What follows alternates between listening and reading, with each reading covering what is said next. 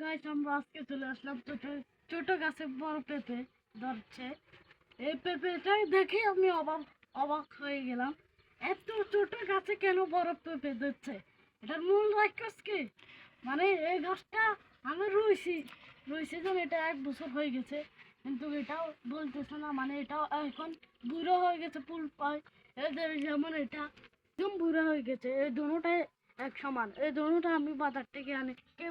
এটা কেমনে ফাঁকছে, এটা মানে আমি অনেক এই গাছ থেকে আমি দুই সিজন অনেক পরিশ্রম করছি এটা দিয়ে।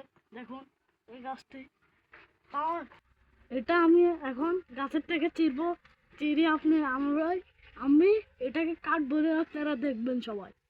অনেক খুশি হয়ে গেলাম এই ফাঁকনা পেঁপেটা ধরার জন্য। তো আমি এখন এই পাকনা পেঁপেটা আপনাদেরকে কাটি, আপনাদেরকে দেখাবো। আপনারা